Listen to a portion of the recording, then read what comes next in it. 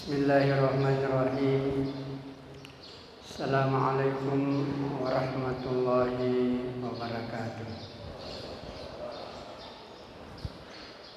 Alhamdulillah,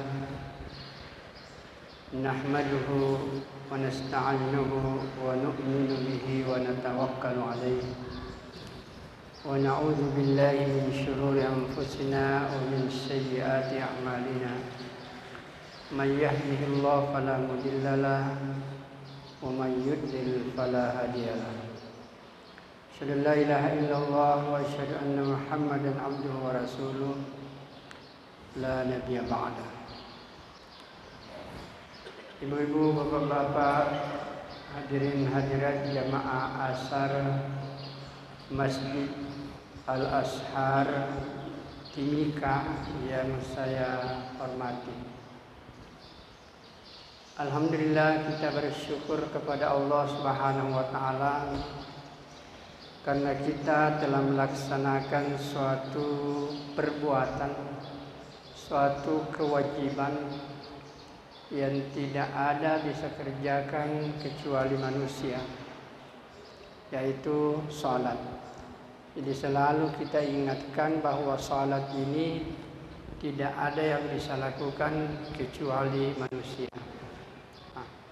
Karena begitu tingginya nilai salat ini, sehingga selalu kita diingatkan bahwa salat 2 rakaat itu lebih baik nilainya dibanding dengan dunia beserta seluruh isinya. Hadirin yang dimuliakan oleh Allah Subhanahu wa taala, jadi orang yang mengetahui nilai sesuatu, maka dia akan menjaga sesuatu itu. Jadi nilai ini sangat menentukan. Oleh karena itu, pernah suatu saat Nabiullah alaihi yang disebut raja di raja, Nabi Sulaiman alaihi salam. Pernah suatu saat, karena ini Nabi Sulaiman Nabi yang diberikan oleh Allah satu keistimewaan. Dia bisa bicara dengan binatang, dia bisa memerintah angin, dan bisa terbang kemana-mana. Jadi ada yang namanya karpet Sulaiman, itu dia bentangkan karpetnya, kemudian dia panggil angin, angin antar ke tempat ini. Maka angin itu datang, kemudian karpet itu terbentang. Ada yang mengatakan bahwa karpet Nabi Sulaiman ini bisa memuat 124.000 orang. Jadi Nabi Sulaiman naik, kemudian dia katakan, wahai tentaraku, bala tentaraku naik di sini. Maka angin itu menerbangkan kemana-mana, Pak. Jadi bisa perintah, dia bisa perintah angin, bisa bicara dengan binatang, bahkan bisa bicara dengan semut, bisa bicara dengan burung-burung. Begitu hebatnya yang namanya Nabi Sulaiman ini, diberikan oleh Allah satu nikmat yang luar biasa. Tetapi nikmat yang demikian hebat, yang luar biasa Allah berikan, tidak pernah membuat Nabi Sulaiman yang bangga, sombong, bahkan selalu rendah hati di hadapan Allah Subhanahu wa taala.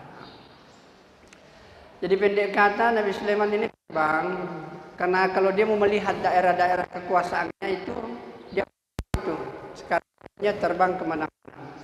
Suatu saat dia terbang di atas satu perkampungan, satu perkebunan. Wetunaro terbang Pak lutuk-lutuk. Maka penduduk kampung ini melihat, betul-betul Nabi Sulaiman hebatnya luar biasa. Ada yang satu berteriak, Subhanallah, luar biasa Nabi Sulaiman. Begitu orang itu mengatakan Subhanallah, langsung Nabi Sulaiman katakan, wah angin, turunkan saya di sini. Saya mau cari siapa tadi yang mengucapkan Subhanallah. Akhirnya Nabi Sulaiman turun. Kemudian dia bertanya, siapakah di antara kamu tadi yang mengucapkan Subhanallah? Maka seorang tukang kebun mengatakan, saya ya Rasulullah. Maka Nabi Sulaiman mengatakan, kau tahu itu nilainya? Kau tahu nilainya satu kata yang kau sebutkan tadi, subhanallah? Maka Nabi Sulaiman katakan, pahala daripada kau ucapkan satu kali subhanallah itu lebih hebat daripada seluruh kerajaan Sulaiman. Tidak ada apa-apanya itu. Sulaiman bisa terbang kemana-mana, bisa memerintah angin, bisa bicara dengan binatang. Pokoknya kehebatan itu tidak ada apa-apanya dibanding dengan orang mengucapkan subhanallah satu kali. Bagaimana dengan bapak-bapak, ibu-ibu? Setiap kita habis salat, berapa kali kita ucapkan subhanallah, alhamdulillah, la ilaha illallah. Luar biasa yang Allah berikan kepada kita. Inilah orang yang disebut dengan orang memahami nilai. Atau selanjutnya saya kasih contoh. Kalau ada anak kira-kira anak kelas 1 SD, saya kasih uang kira-kira uang 10.000 lah.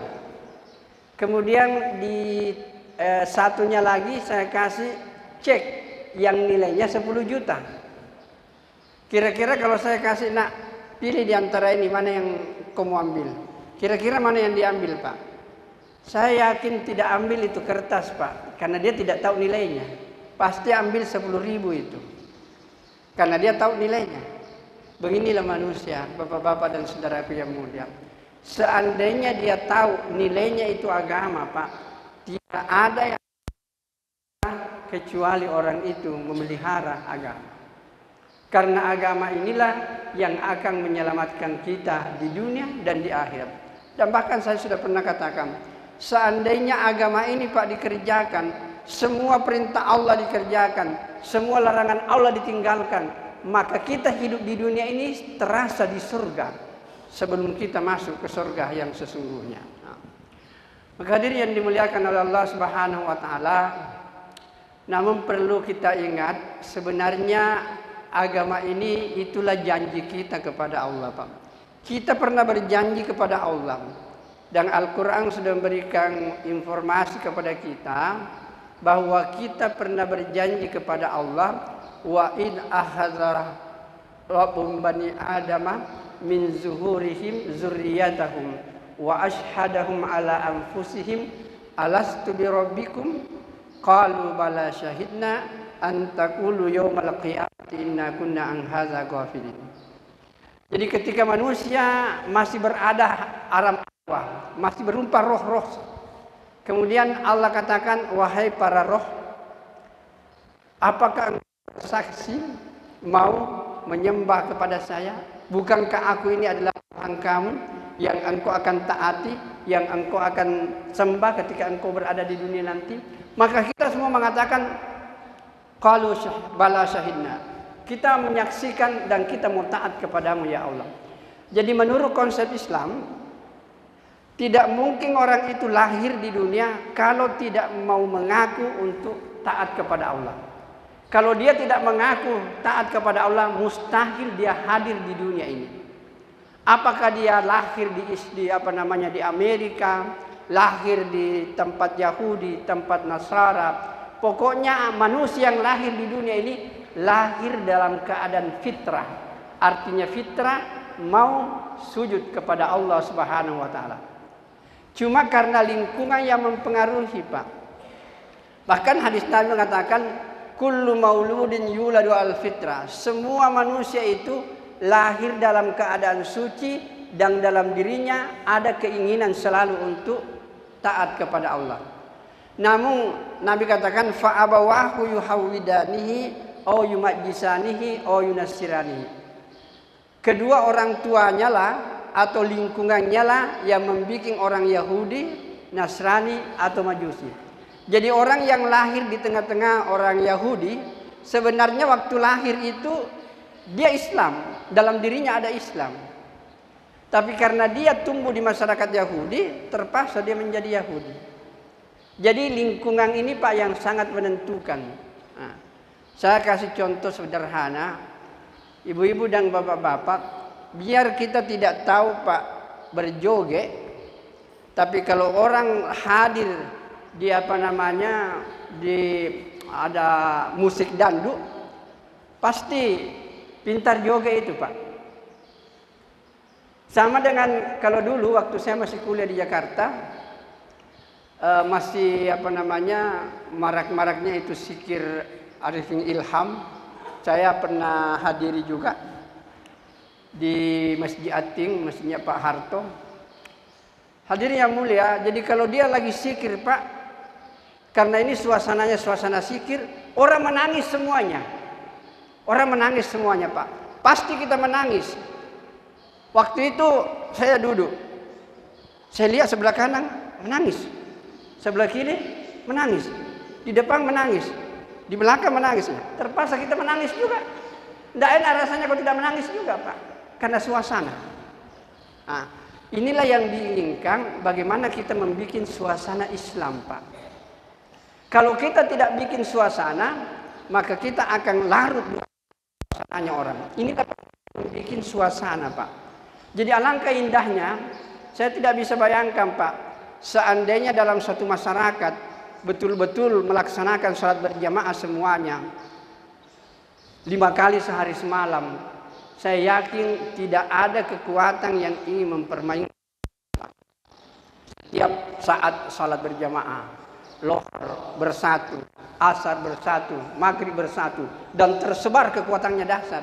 Baru Pak dilihat saf-saf orang pergi ke masjid, itu sudah gemetar orang Pak. Nah, maka hadirin yang dimuliakan oleh Allah Subhanahu Wa Taala, inilah yang disebut dengan suasana. Nah, baik, kita lihat tadi bahwa kita pernah berjanji kepada Allah untuk taat kepadanya. Inilah yang disebut dengan agama Pak, din. Biasa tuh yang kali ingat Pak, maka al-wa'du dainun. Janji itu adalah utang. Jadi agama ini kita pernah berjanji kepada Allah untuk taat kepadanya. Dan kalau kita tidak mengamalkan agama, berarti kita berutang itu Pak. Saya kasih contoh supaya mudah dipahami. Bapak-bapak dan saudaraku yang mulia, kira-kira satu saat kita butuh uang. Perlu Pak Di. Kemudian kita minta kepada saudara kita, pinjamkan Kak dulu uangmu 10 juta. Nanti saya bayar kok 1 juta 1 bulan. Alhamdulillah Pak, kita sudah dipinjamkan.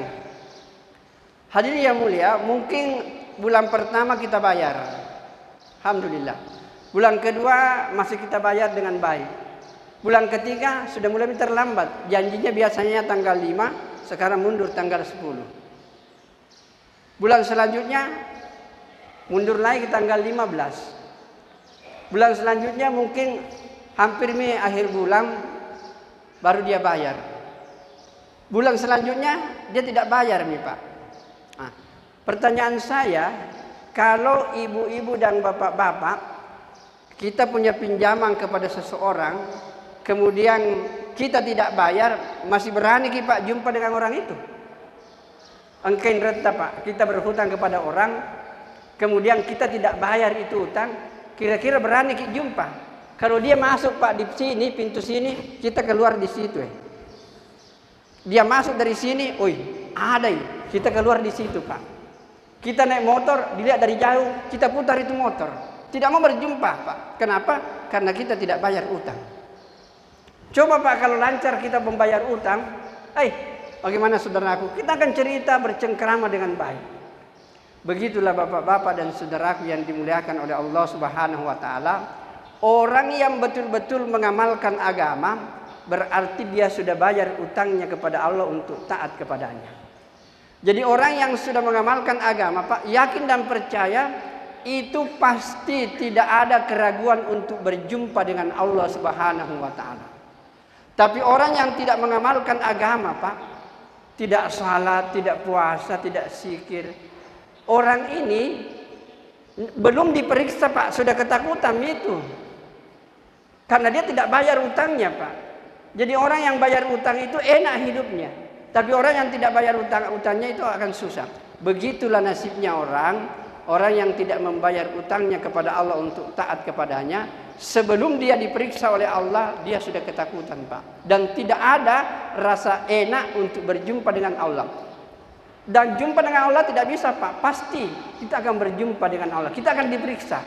Maka oleh karena itu Bapak-bapak, orang yang mengamalkan agama sungguh-sungguh, maka dia pasti dan pasti akan enak berjumpa dengan Allah di akhirat. Maka hadirin yang dimuliakan oleh Allah Subhanahu wa taala, dan untuk mengamalkan ini agama dibutuhkan namanya sabar Pak. Kesabaran ini ada 3. Yang pertama itu sabar mentaati Allah. Yang kedua sabar meninggalkan larangan Allah. Dan yang ketiga sabar menerima takdir daripada Allah. Kalau kita tidak punya Pak rasa sabar, tidak mungkin kita taat kepada Allah. Tidak mungkin kita bayar utang kita kepada Allah kalau kita tidak sabar. Maka yang pertama itu adalah sabar dalam mentaati Allah.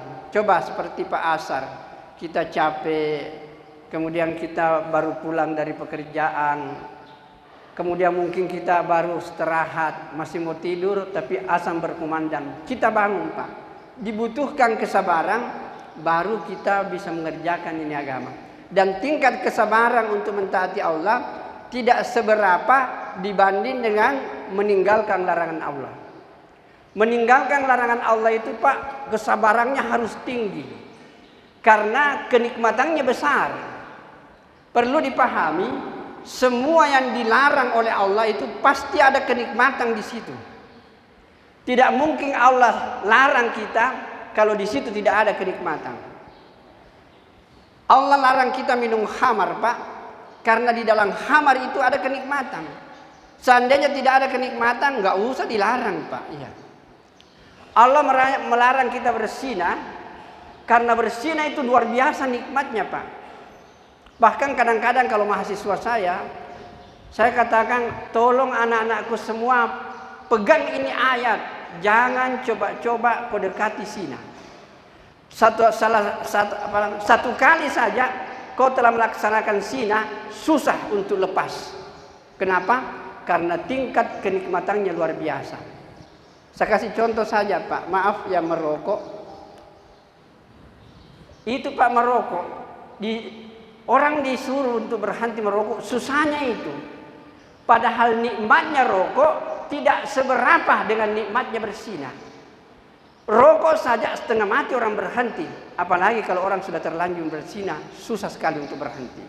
Makanya Allah katakan jangan dekat-dekati yang namanya zina. Maka meninggalkan Pak yang dilarang oleh Allah itu lebih butuh kesabaran. Karena di dalam larangan Allah itu ada kenikmatan. Seandainya tidak ada kenikmatan Pak, untuk apa dilarang? Coba ke depan.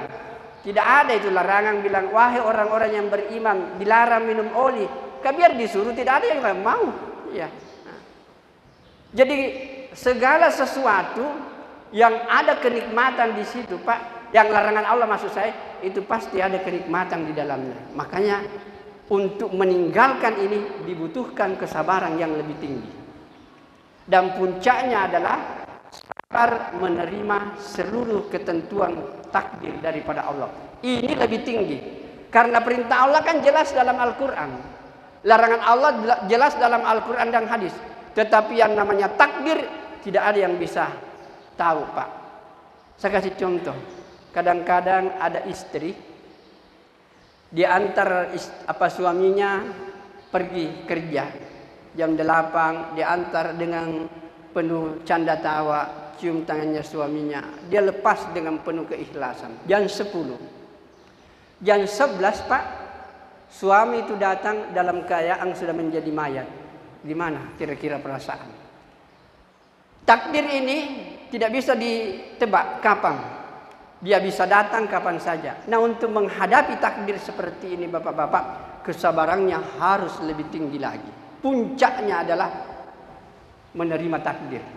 Maka hadirin yang mulia, supaya kalau kita dapat musibah itu enak perasaan, jangan pernah menggerutu Pak. Jangan pernah menyesal dengan datangnya takdir itu. Apapun yang terjadi, kalau ada suatu musibah atau takdir yang datang, langsung katakan, ya Allah, ini takdir kau tentukan. Saya ikhlas menerima ini takdir. Maka insya Allah Pak, perasaan itu akan enak kita jalan.